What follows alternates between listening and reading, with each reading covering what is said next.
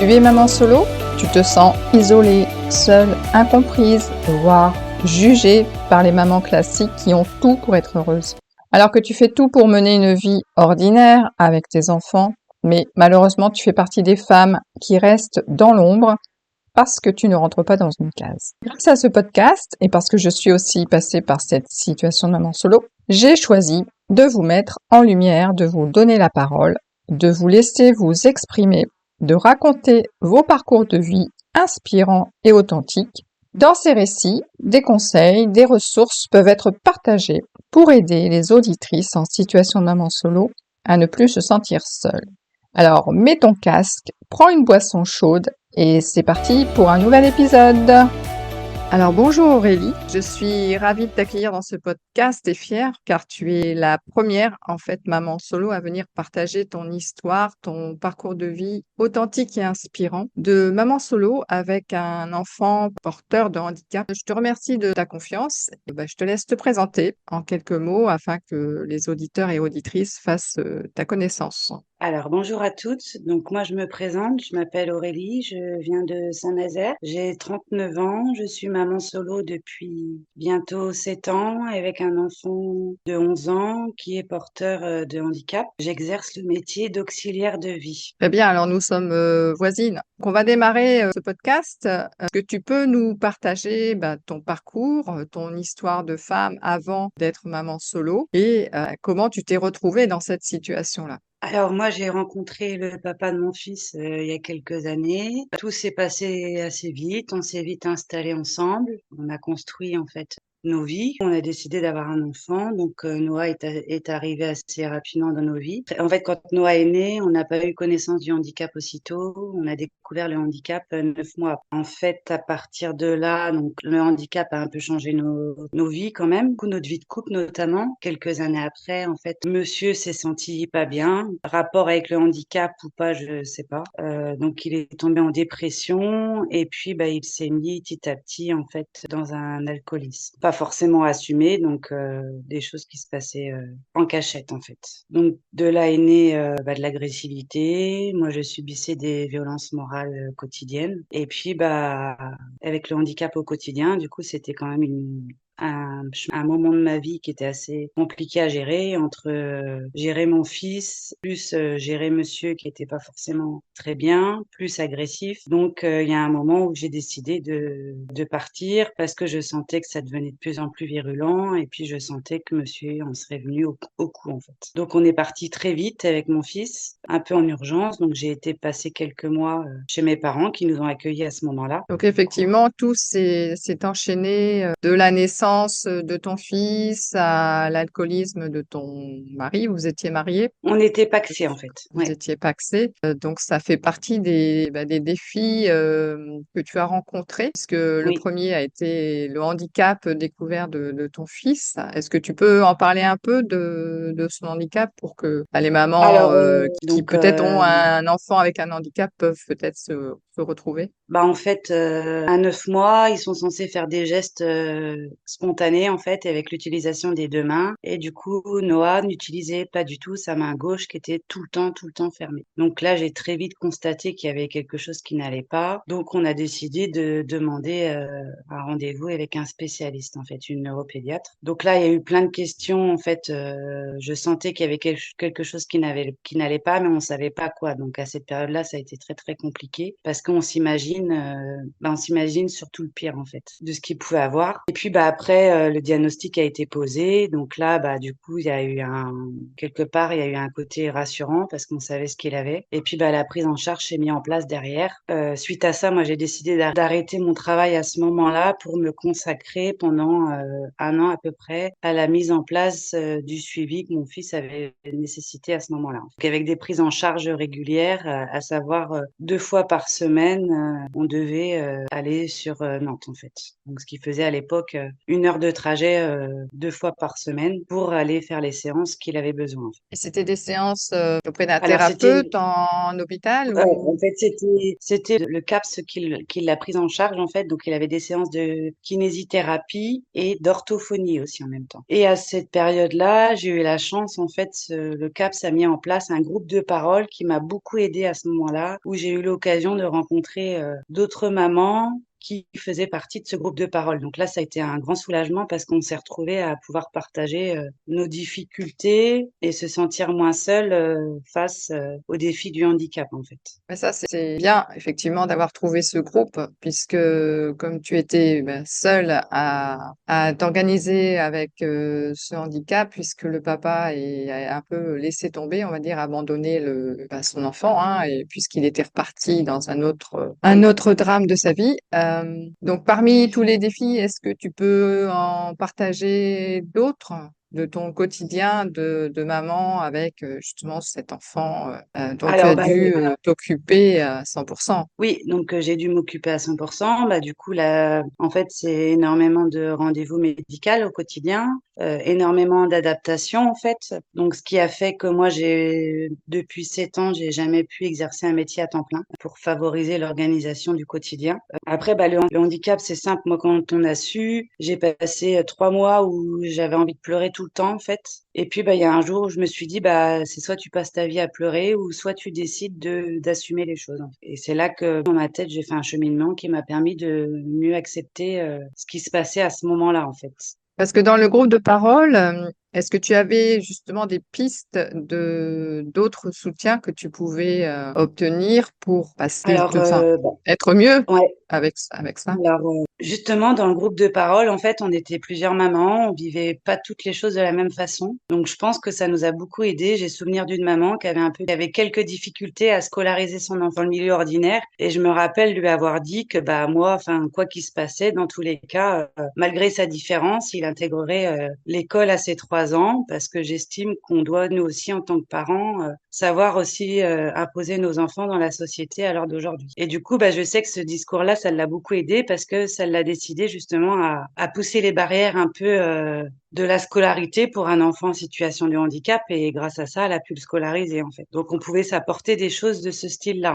Donc l'école, les instituteurs, tout ça ont pris le parti d'accepter ton enfant et de Alors, l'accompagner dans sa il avait, scolarité.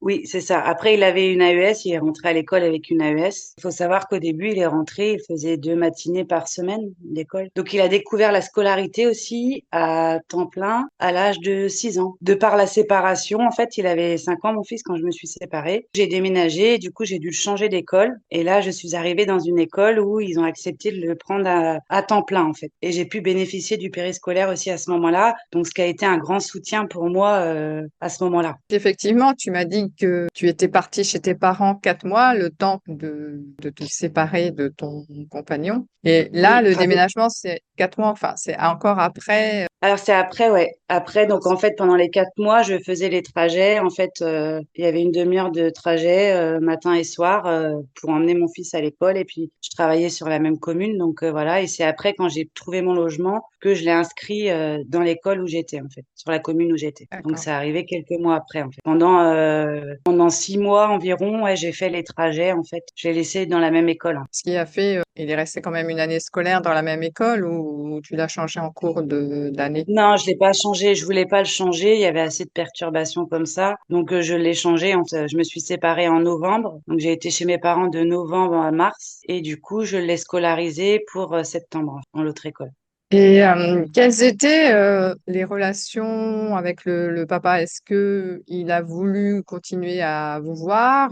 Comment ça se passait? Alors le papa, donc quand on s'est séparés, du coup, j'ai dû porter plainte en ce moment-là, l'harcèlement moral et puis de la pression psychologique que je reçois toujours. Malgré qu'on s'est séparés, en fait, ça a pris une autre tournure où l'harcèlement est devenu plus puissant, en fait. Donc il a été quelques mois sans voir mon fils parce qu'il était trop agressif. Et après, petit à petit, 6 mois après, on a pu remettre sur des lieux neutres d'abord des visites d'1 heure à peu près pour qu'il puisse avoir toujours un lien. Et après, j'ai décidé de lui refaire confiance, de lui reconfier mon fils un week-end sur 2. Et ça a duré 8 mois, 8 mois. Et après, bah, du coup, il a eu un accident en fait avec mon fils présent dans la voiture, avec un taux d'alcoolémie assez important. Donc j'ai dû de nouveau reporter plainte en fait, à ce moment-là pour protéger mon fils. Mm. Oui, parce que papa a entrepris de se faire soigner ou une autre Alors, il solution. l'avait fait,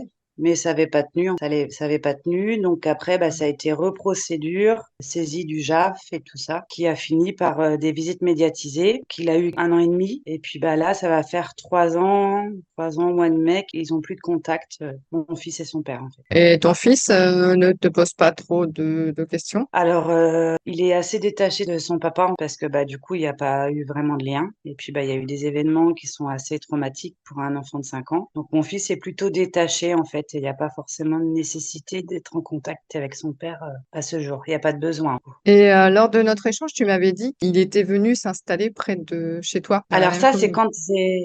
quand j'ai repris un logement, en fait, après chez mes parents. 6 mois après, il est venu s'installer à 1 kilomètre de chez moi. Donc là, à ce moment-là, il avait pour objectif, en fait, de me reconquérir. Donc ça a été très stressant pour moi à ce moment-là, parce que j'avais l'impression d'être surveillée en permanence. Donc ça a duré 6 mois, ça à peu près. Donc je suis retombée un peu dans mes peurs, en fait, à plus trop oser sortir de chez moi, à être un peu sur le qui-vive. Et puis, bah après, il y a eu l'accident avec mon fils qui a fait qu'il est reparti en fait, qu'il a redéménagé pour se rapprocher de son travail parce que du coup il a perdu son permis dans l'accident. Et puis bah là du coup ça a été encore rebelote quoi. Donc ça c'était 1 an après la séparation. Après bah pu déménager beaucoup plus loin parce que mon fils a eu besoin d'un institut éducatif spécialisé qui a fait qu'on a eu une place à Saint-Nazaire, d'où mon arrivée à Saint-Nazaire, et qui a fait qu'on a mis de la distance en fait avec son papa qui était vraiment nécessaire à ce moment-là en fait. Oui, parce que je crois que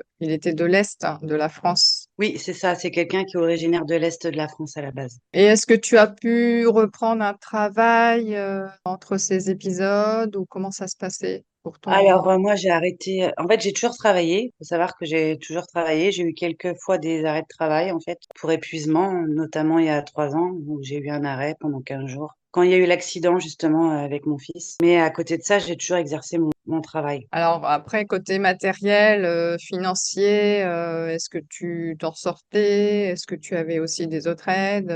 Comment ça se passait? Alors, en fait, quand on s'est séparés, j'avais vraiment très peu de revenus. C'était très compliqué financièrement pendant quelques mois et à un moment, j'ai décidé de faire une VAE, en fait, de passer un diplôme dans mon domaine afin d'augmenter mon salaire. Donc, j'ai décidé de faire une validation des acquis il y a 2 ans sur mon temps libre. Et à ce moment-là aussi, j'ai été reconnue en tant qu'aidante auprès de mon fils, donc qui a fait aussi que ça a nettement augmenté mes conditions de vie, en fait. Et par rapport à ta famille, tu parlais de tes parents, est-ce que tu as eu un soutien assez fort pour t'aider dans ces épreuves? Alors, mes parents ont toujours été présents, du coup, à cette époque-là. Et puis, bah, ils étaient quand même assez soutenants. Mon père me disait toujours que j'étais forte, en fait, pour assumer ça. Donc, à force de me le dire, bah, j'ai fini par y croire, enfin, quelque part. Puis bon, je pense qu'il y avait quand même un peu de vrai là-dedans. Après, j'ai toujours su que ben, dans la vie, tout est cycle et qu'en fait, c'était des mauvais cycles qui se reproduisaient. Ça finirait forcément un jour par s'arrêter, hein. Et je suis toujours restée droite et intègre dans tout ce qui s'est passé parce que j'étais persuadée que c'était la meilleure solution pour s'en sortir.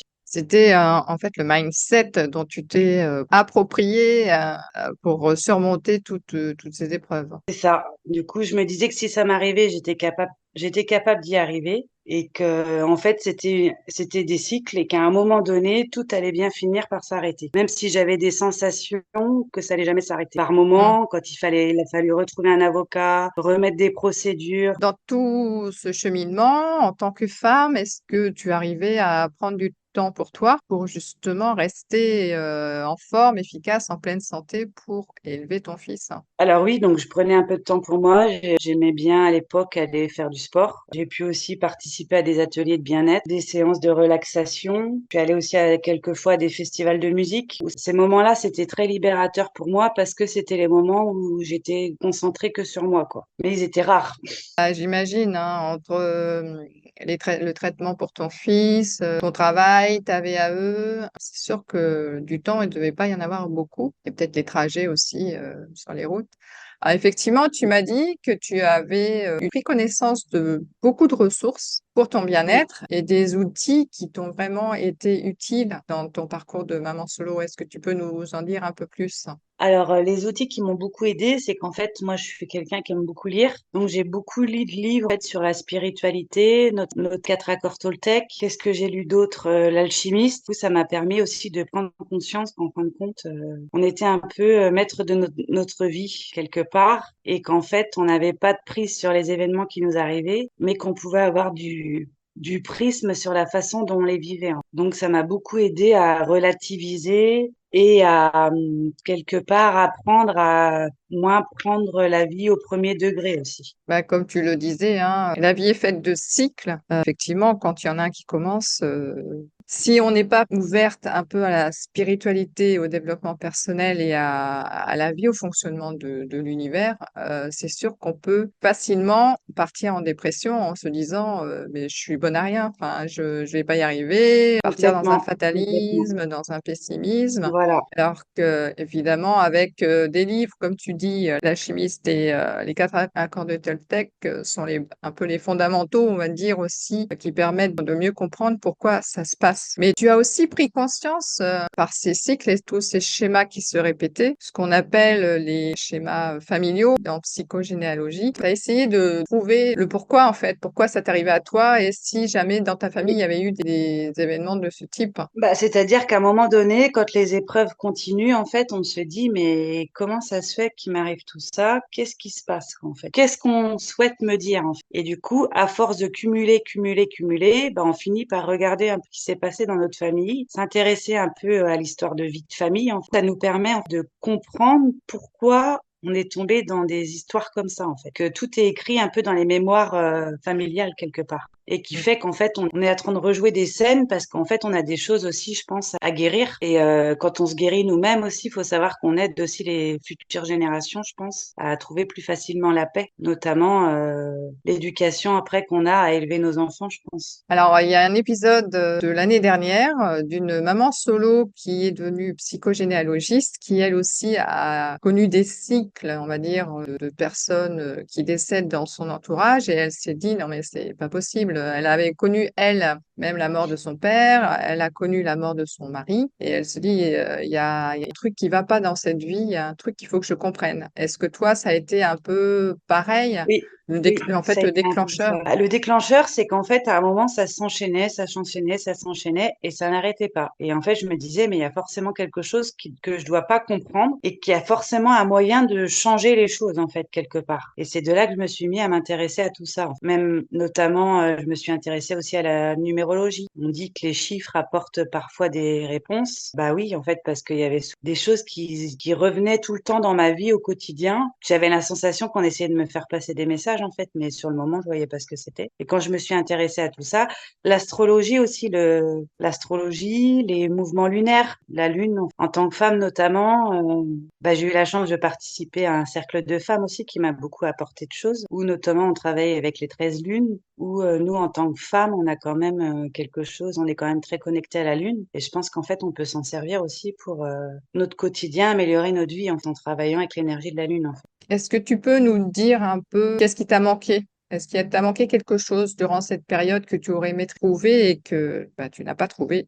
Ce qui m'a manqué, je dirais que peut-être plus de temps pour moi. J'aurais eu besoin, je pense, d'avoir un peu plus de moments à moi, même pour rien faire. En fait, on a toujours l'impression d'être dans la tête dans le guidon et c'est quand même assez épuisant au quotidien. Mais bon, la vie continue et en fait, on a nos enfants aussi à élever. Donc pour eux, on peut pas laisser tomber, en fait. Donc on est obligé de se battre au quotidien et je pense que oui, moi c'est quand même bien, c'est quelque part l'amour de mon fils qui m'a aidé à vivre tous ces schémas, toutes situations. Mais bon, dans l'histoire, je m'en suis quand même toujours très bien sortie, en fait. C'est bien d'en prendre conscience parce que tu as cherché à connaître le pourquoi ça t'arrivait à toi, pourquoi ces schémas se répètent souvent, et tu as trouvé les moyens, les ressources, les outils pour t'aider à surmonter cette épreuve avec un enfant porteur de handicap, et c'est très courageux de ta part, hein. Après, je pense que les situations de maman solo avec des enfants porteurs de handicap n'est pas du tout le même que des mamans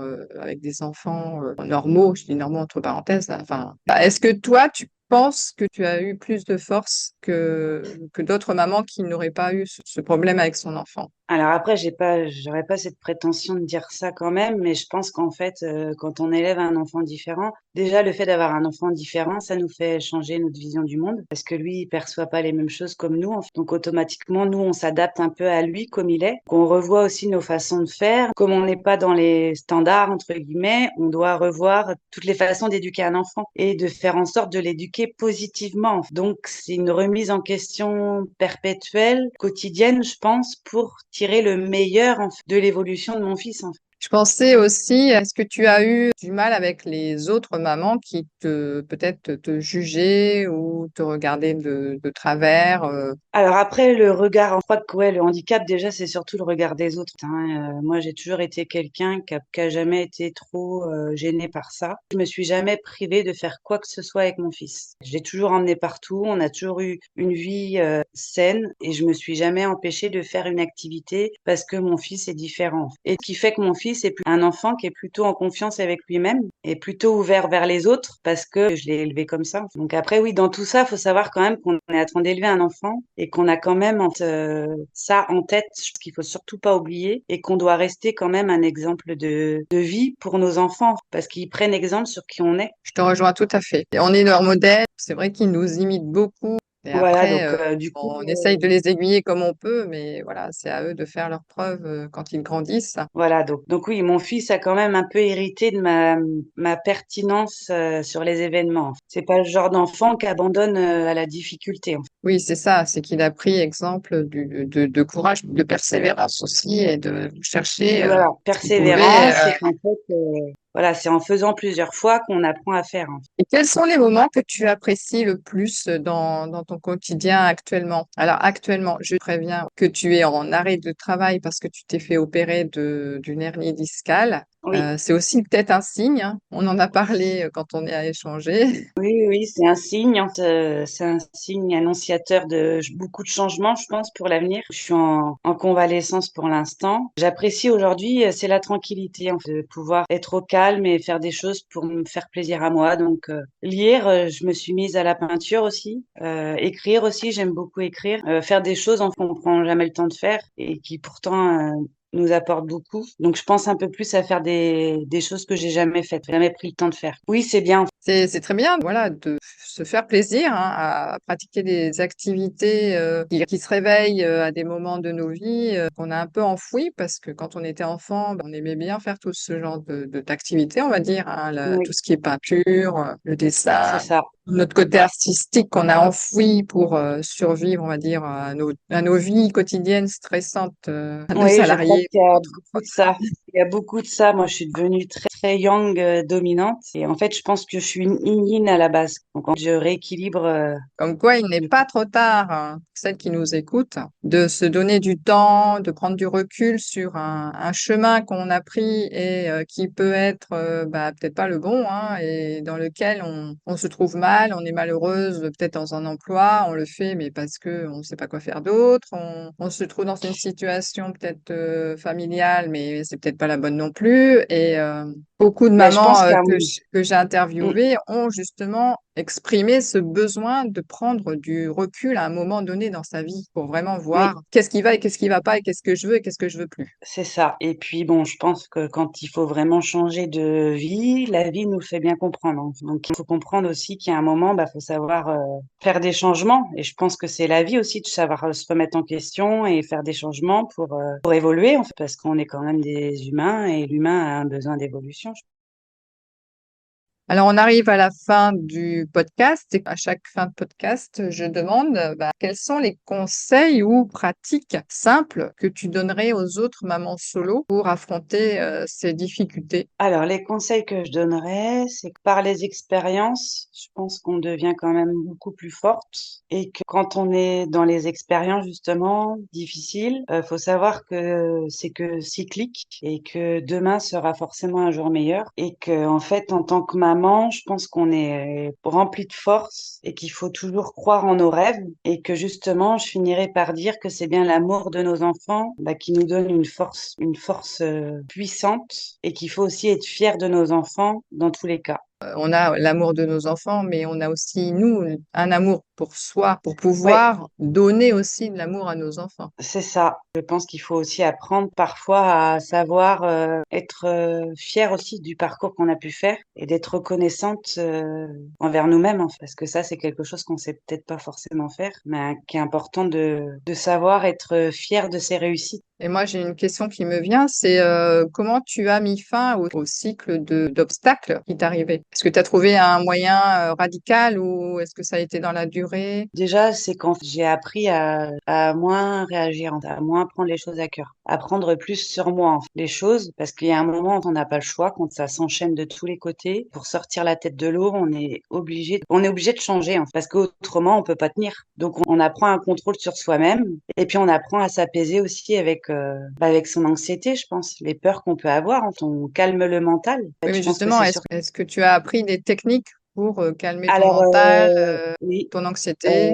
Je fais beaucoup de méditation, aller au contact de la nature. Il y a quand même une passion que j'ai pas dit. J'aime beaucoup jardiner, travailler la terre. Voilà, c'est très ressourçant d'être au contact de la nature. Donc faire des balades, jardiner. Les animaux aussi sont source de bonnes énergies bien souvent. Chanter, voilà, prendre des moments. En fait, je pense qu'il faut pas oublier que nous aussi on est des petites filles au fond de nous-mêmes. Et comme on disait tout à l'heure, qu'il faut faire vivre la petite fille qui est au fond de nous, quoi. Donc faire des choses qui font vibrer notre âme. Alors, quand tu seras rétabli, que tu as déjà des projets personnels ou professionnels, parce que là, tu es un peu en réflexion, on va dire, sur ton prochain Ouais. métier. Donc en fait là, je vais être en reconversion professionnelle. Je suis plutôt contente parce que ça va être une nouvelle vie qui va s'offrir à moi. Et puis les projets, en fait, j'aimerais bien partir faire un voyage à l'étranger, en fait. Faire des choses pour moi, en fait. Et vers quoi C'est ce tu que je veux penses faire. te reconvertir? Alors, j'ai pas beaucoup d'idées pour l'instant. J'ai quelques pistes, mais je me laisse le champ des possibles parce qu'il faut pas se mettre de barrières. Mais déjà faire quelque chose que j'aime, ça va me redonner un nouveau souffle professionnel, je pense.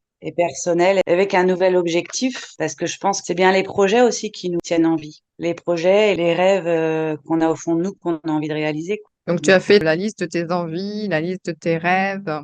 Oui, j'en ai quelques-uns, ouais. Vivre un peu plus pour moi, en fait. Et dernière question, est-ce que tu as quand même eu d'autres relations avec d'autres hommes depuis ta séparation? Alors, j'ai eu quelques relations avec d'autres hommes. Ils se sont toujours finis par des échecs, parce que je pense qu'à ce moment-là, j'étais vraiment pas forcément sur des bonnes énergies, donc je pouvais attirer des gens assez toxiques, hein. Donc forcément, et puis je pense que ça ne tenait pas parce que tout simplement, je pense que j'étais pas non plus prête à refaire ma vie, hein. Et Parce que comme on parfois, disait, c'était aussi dans le cycle qui n'était oui, pas terminé. complètement, ça va avec le cycle, en fait. Et puis Mm. parfois, on a envie de refaire sa vie très vite, on pense qu'on est prêt, et en fait, arrivé au moment venu, on n'est pas du tout prêt, quoi. Et puis, quelque part, je pense qu'il faut avoir des priorités aussi. On peut pas élever un enfant seul, ça prend énormément d'énergie. Ça peut être complexe de ramener quelqu'un d'autre dans la boucle, en fait. Donc, je pense il faut surtout se faire confiance. Et puis, peut-être aussi que ça m'a aidé à prendre conscience que j'étais dans un mauvais cycle, en fait. Toutes ces relations qu'on menait à peu de choses, en fait. Donc là, on peut te souhaiter un nouveau cycle harmonieux, équilibré, avec de nouvelles envies, de Oui, nouveaux rêves, un nouveau métier. je pense que oui, je pense que j'arrive à un nouveau cycle de ma vie avec des nouveaux projets, des nouvelles choses. Et puis je pense qu'il y a même des choses qu'on pense pas qui arriveront quand même et qui seront super pour moi. Très bien. Merci beaucoup pour ce partage, hein, inspirant, j'espère, pour d'autres mamans qui se retrouveront peut-être dans ta situation, qui auront peut-être des échos sur leur propre vie, sur ces histoires de cycles qui font qu'on, bah oui, les obstacles arrivent, c'est parce qu'il y a quelque chose à comprendre. Et ça, des fois, ça prend du temps de dire, mais il y a un problème, enfin, il y a un problème quelque part, mais où? Le décodage n'est pas aussi simple que ça. Et moi, Et j'encourage beaucoup femmes à se faire accompagner par des professionnels qui sont donc psychogénéalogistes ou qui sont des spécialistes en mémoire cellulaire ou en constellation familiale, qui vraiment débloquent des difficultés, débloquent des blessures qu'on nous a transmises alors qu'on n'a rien demandé et qui peuvent nous libérer d'un poids énorme pour nous justement permettre à passer à autre chose et aller vivre vraiment la vie que l'on mérite.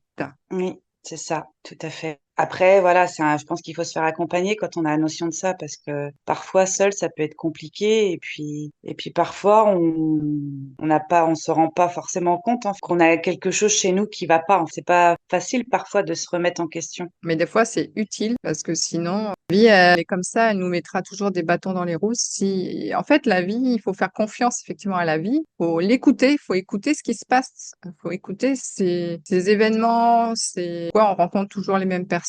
Ben, c'est un schéma, ça tourne.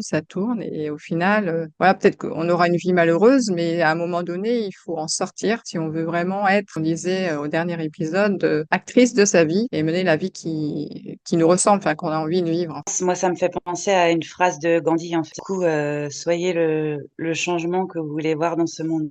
C'est une belle conclusion pour cet épisode. Donc, bah, je te souhaite une belle continuation et peut-être qu'on se verra un jour sur Nantes ou Saint-Nazaire. Ça me ferait très plaisir, moi, de rencontrer maintenant en présentiel les personnes que j'interviewe. Donc, je te souhaite plein de choses, plein de bonnes choses pour la suite et puis peut-être à très vite. Merci. J'espère que cette histoire vous a inspiré. Alors, si vous êtes en situation de maman solo, ou si vous connaissez des mamans solo et que vous aimeriez les aider à se sentir moins seules, à avoir une écoute, à avoir des informations, partagez-leur cet épisode. Je l'ai créé spécialement pour que chaque femme puisse vivre dignement et sereinement sa vie de maman solo. Et à bientôt pour un épisode d'une maman unique et authentique.